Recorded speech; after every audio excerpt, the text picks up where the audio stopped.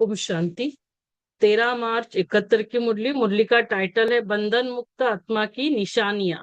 तो इस मुरली के इम्पोर्टेंट पॉइंट सुनेंगे। तो बाबा ने कहा कि सभी बंधन मुक्त बने हैं, वह अभी तक कोई ना कोई बंधन है। तो सभी बंधन मुक्त आत्माएं बैठी है। सर्विस के कारण सिर्फ निमित्त मात्र रहे हुए है ना, वो सर्विस का बंधन, मीठा बंधन, वो तो ठीक है, वो तो दूसरी बात। लेकिन हमें कौन सा बंधनों से मुक्त बनना है? जब बंधन मुक्त है तो मन के वश, हाँ कहा, मन, अर्थात व्यर्थ संकल्पों के वश नहीं होंगे। तो सबसे पहला बंधन क्या है? कोई भी व्यर्थ संकल्प नहीं। व्यर्थ संकल्पों पर पूरा कंट्रोल होगा। और दूसरा, परिस्थितियों के वश भी नहीं होंगे। परिस्थितियों का सामना करने की संपूर्ण शक्ति होगी। बंधन मुक्त आत्मा व्यर्थ संकल्प, मन के भी बंधन में नहीं फंसेगी और ना ही परिस्थितियों के। तो बंधन मुक्त होने से क्या होगा? वह सदैव योग युक्त होगा। बंधन मुक्त की निशानी क्या है? योग युक्त। जो योगी होगा, ऐसे योगी का मुख्य गुण कौन सा होता है? योगी उतना सर्व का सहयोगी और सर्व के सहयोग का अधिकारी। वो सर्व को सहयोग देगा, सर्व उसको सहयोग देंगे। तो वो योगी सहयोगी और सर्व से सहयोग प्राप्त करेगा। योगी अर्थात सहयोगी। योगी को सहयोग क्यों प्राप्त होता? क्योंकि योगी का योग किसके साथ होता है? बीज से योग लगाते तो कनेक्शन अथवा स्नेह होने के कारण। किससे स्नेह योग है? कनेक्शन, बीज। तो स्नेह का रिटर्न सहयोग प्राप्त हो जाता। तो क्यों हमें सहयोग प्राप्त होता? योगी, बीज से योग, बीज से योग, स्नेह का पानी दिया तो सर्व आत्माओं के द्वारा क्या मिलता है? पानी दिया बीज को तो सहयोग रूपी फल प्राप्त कर लेता। तो एक बीज से योग अर्थात कनेक्शन होने के कारण सर्व आत्माएं अर्थात जो पूरा वृक्ष है उसके साथ कनेक्शन हो ही जाता है। तो क्या करना है? कौन सा अटेंशन देना है? कनेक्शन। कहाँ कनेक्शन लगाना है? बीज से। परंतु बीज से योग, योग लगाने के सिवाय कोई पत्ते अर्थात किसी आत्मा से सहयोग प्राप्त हो जाए, यह हो नहीं सकता। तो ये मुमकिन नहीं है। तो हमें योग किसके साथ लगाना है? बीज से। हम सभी कौन है? निमित्त। तो हम खुद जो निमित्त आधार शरीर को समझेंगे वह कभी भी अधीन नहीं होंगे। तो ये शरीर क्या है? सिर्फ निमित्त। निमित्त आधार मूर्त ही सर्व आत्माओं के आधार मूर्त बन सकते हैं। सर्व की सफलता के लिए क्या करना है? सर्व अधीनता से परे होना बहुत जरूरी है।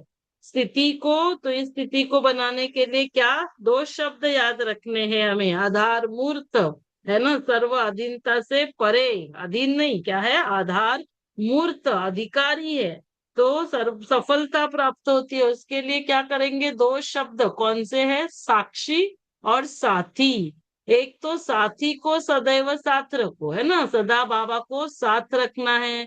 और साथी, और दूसरा क्या है? साक्षी बनकर हर कर्म करो। तो बाबा सदा साथी है और साक्षी बनकर हर कर्म हम करते हैं। तो सर्वशक्तिवान का साथ होने से शक्तियां भी सर्व प्राप्त हो जाती। बाबा साथ है तो सर्व शक्तियां है। और साथ साथ हम साक्षी बनकर चलने से क्या होता है? कोई भी बंधन में फंसेंगे नहीं। साक्षी होकर चल रहे हैं तो बंधन मुक्त हो गए। तो ये दो शब्द सदैव याद रखना। कौन सा? बाबा मेरा साथी है और मुझे साक्षी होकर हर कर्म करना है। तो एक तो बाबा साथी है तो बाबा के साथ योग है, और दूसरा क्या है? साक्षी होकर सभी का सहयोग प्राप्त होता है। तो दोनों बातें आ गई, योग और सहयोग। तो बिल्कुल बंधन मुक्त होकर के साक्षीपन में निमित्त मात्र इस शरीर में रहकर, हाँ निमित्त मात्र, अधीन नहीं, हाँ आधार मूर्त कर्तव्य करना।